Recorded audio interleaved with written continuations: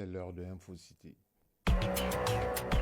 InfoCity, le journal de l'info de proximité sur la 95.2. Présentation Ousmane Dao. Mesdames et messieurs, bonjour. À la une de cette session d'information, le Premier ministre, le général de division Abdoulaye Maïga a reçu hier les 19 gouverneurs des régions du pays. Il s'agit de discuter avec le Premier ministre des problèmes qu'ils rencontrent tous les jours et trouver des solutions idoines pour le développement de leurs régions respectives. Dans le cadre de la panafricaine, nous allons faire aujourd'hui un focus sur une femme qui, avec la dextérité de ses mains et de ses doigts, donne le sourire aux petits-enfants lorsqu'ils sont malades. Vous l'avez compris, on fera un focus sur une tradithérapeute peu ordinaire et qu'on retrouve plus de nos jours. Le talk citoyen. Est-ce que vous connaissez ce que c'est? Eh bien, il s'agit d'une campagne qui est mis au service de l'intelligence de la jeunesse, initiée par l'Institut néerlandais pour la démocratie multipartite. Tanavet Sangaré nous en dira un peu plus. Nous sommes mardi et notre page culturelle sera consacrée au mouvement Rastafari. Mais précisément, le dreadlock. Est-ce que dreadlock et Rastafari riment? La réponse, c'est dans la page culture.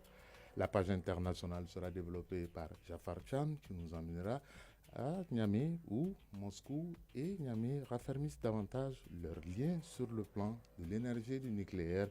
Il sera également question du décès de l'influenceur Alino Faso Ouagadougou à travers le ministère des Affaires étrangères et des Burkinabés de l'extérieur exige des réponses d'Abidjan. On parlera également du nord-est de la RDC avec l'État islamique qui revendique l'attaque meurtrière dans une église. Voilà pour le sommaire, dans un instant les détails. Mardi 29 juin 2025. Mesdames et messieurs, bonjour. Merci d'avoir choisi la chaîne pour vous informer. Bienvenue. Tout d'abord, le Premier ministre, ministre de l'administration territoriale et de la décentralisation, le général de division Abdoulaye Maïga, a rencontré hier à la primature les gouverneurs des 19 régions et du district de Bamako. Au centre des échanges, le point de l'état d'exécution des projets d'infrastructure dans les régions. La rencontre a aussi permis aux différents gouverneurs d'avoir le maximum d'informations et la conduite à tenir en vue de la réalisation des infrastructures de développement dans leur région et dans le district de Bamako.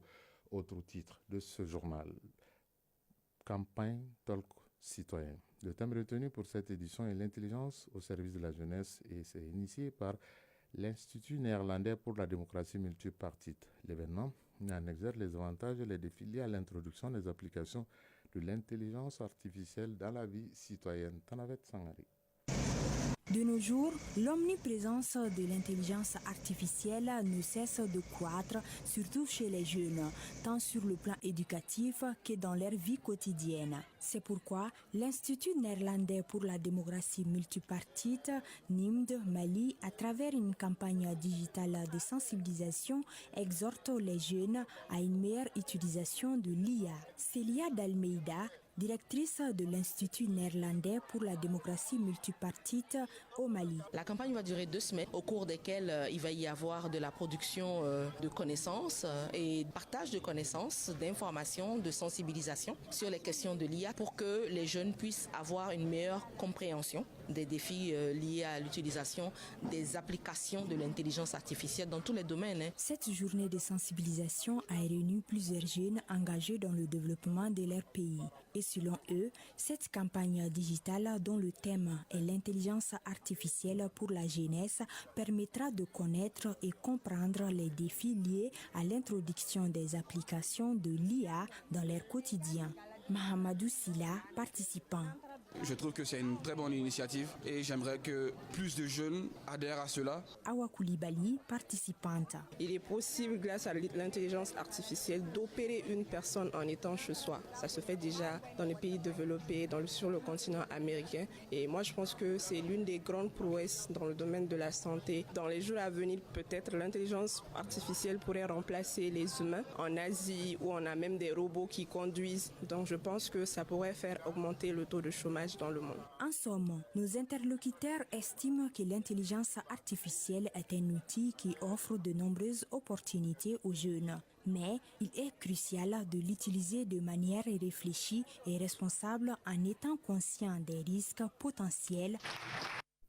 À présent, on va parler de l'intelligence humaine et naturelle. Ce n'est pas artificiel.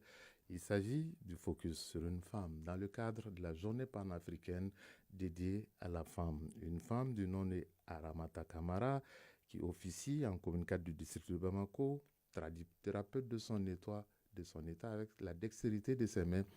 Elle guérit nos enfants et même les vieilles personnes. Et cette tradithérapeute, comment elle fait? Mariam Konati. Sur le chemin menant au marché de la Fiabougou, en commune 4 de Bamako, une longue file d'attente attire l'attention des passants chaque matin entre 8h et 12h. Enfants dans les bras, adultes visiblement fatigués attendent leur tour pour une consultation chez Aramata Kamara. Aramata Kamara exerce ce métier de thérapeute et soigne les enfants comme les adultes du quartier depuis plus de 20 ans. Avec son savoir ancestral, elle est installée dans un petit coin du marché. Elle reçoit des patients de tout âge venus chercher réconfort, écoute et surtout des remèdes à base de plantes. Aramata Kamara, thérapeute. C'est ma mère qui m'a initiée à la médecine traditionnelle.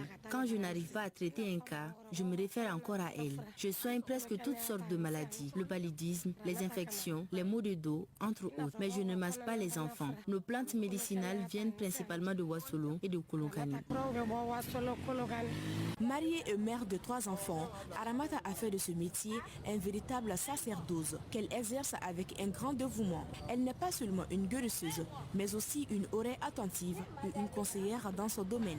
Pour Aramata Kamara, le recours à la médecine traditionnelle est avant tout un choix personnel. Chaque personne a son propre traitement. On fait de notre mieux pour servir la population et réduire les maladies. Et quand on sent qu'on ne peut pas guérir une personne, on lui conseille d'aller à l'hôpital. Au fil des années, la réputation de Aramata Kamara a grandi. Ses patients la recommandent, ses proches l'admirent. Pour elle, la médecine traditionnelle est bien plus qu'un métier. Sanata Kamara, petite sœur de Aramata Kamara.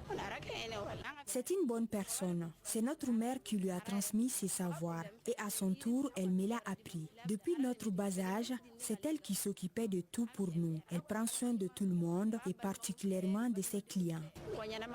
Khadija Djabati, cliente. Nous achetons chez elle depuis des années. Elle donne de très bons médicaments et parfois, quand on n'a pas toute la somme, elle accepte de nous faire crédit. Le prix est abordable contrairement à la médecine moderne. Ramata est vraiment une bonne personne. Dans son quartier à la Fiabougou, Aramata incarne le lien entre passé et le présent. Elle est une femme debout pour sa communauté. Aramata soigne avec amour et avec le pouvoir de la nature. Elle n'hésite pas non plus à orienter ses clients vers les structures de santé lorsque cela est nécessaire. À présent, le tour d'horizon de l'actualité internationale. Et ce tour sera développé par Jafar Chamandek dans ce journal. Bonjour Jafar et bienvenue. Bonjour Ousmane, bonjour à tous. On va prendre la direction du Niger où Niamey et Moscou renforcent leurs liens sur le plan de l'énergie, du nucléaire après la visite du ministre russe de l'énergie. Une importante délégation russe conduite par le ministre de l'Énergie, Sergei Tsvelev, a effectué une visite hier à Niamey. Parmi les membres de la délégation, des représentants du patronat russe et des géants du nucléaire. Moscou propose d'investir dans le pétrole, l'uranium et la production d'électricité et affiche clairement sa volonté de contribuer au développement de l'énergie nucléaire civile au Niger. Le ministre nigérien des Mines, Ousmane Abarchi, s'est montré ouvert à cette coopération tout en soulignant l'importance de conclure des partenariats équitables dans le respect de la souveraineté du pays.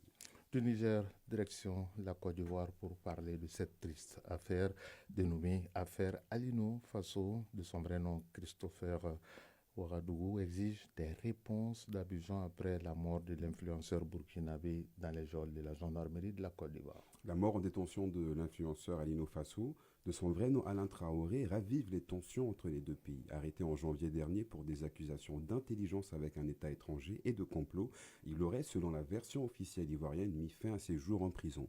Le gouvernement burkinabé rejette fermement cette thèse, parle de mépris et exige l'ouverture d'une enquête indépendante. Dans la foulée, l'ambassadrice ivoirienne a été convoquée par le ministre burkinabé des Affaires étrangères qui pointe du doigt une procédure jugée irrespectueuse et surtout un silence de 3 jours avant l'annonce du décès. Les autorités burkinabées évoquent désormais un possible assassinat crapuleux, exigent des explications claires et réclament le rapatriement immédiat du corps. Après l'affaire Alino Faso, parlons maintenant du Sénégal où, suite aux violences politiques, les autorités ont décidé d'ouvrir une enquête. Une enquête d'envergure vient d'être ouverte pour faire la lumière sur les violences politiques qui ont causé la mort d'au moins 80 personnes entre 2021 et 2024. Meurtres, tortures, assassinats et même des crimes pouvant être qualifiés contre l'humanité, autant de faits graves qui seront désormais passés au crible par les autorités judiciaires. À l'origine de cette initiative, le ministre de la Justice, Ousmane Diagne, qui annonce une volonté claire de remonter toutes les chaînes des responsabilités. Les premières convocations de témoins et de victimes sont attendues dans les jours à venir. Enfin, on termine par la République démocratique du Congo. L'État islamique a revendiqué l'attaque de l'église. L'attaque meurtrière qui a visé une église dimanche dernier à Komanda, dans le nord-ouest du pays, a été revendiquée par le groupe État islamique. Les autorités congolaises avaient rapidement pointé du doigt les rebelles des forces démocratiques alliées, un groupe affilié à l'organisation terroriste. Le dernier bilan, communiqué par la mission onusienne de maintien de la paix, la MONUSCO, fait état d'au moins 43 morts, dont 9 enfants. C'est ce qu'il fallait retenir de l'actualité internationale. Merci Jafar Cham, One Piece, Dia Rastafari, Dia Haile Selassie. La couleur du temps dans un instant.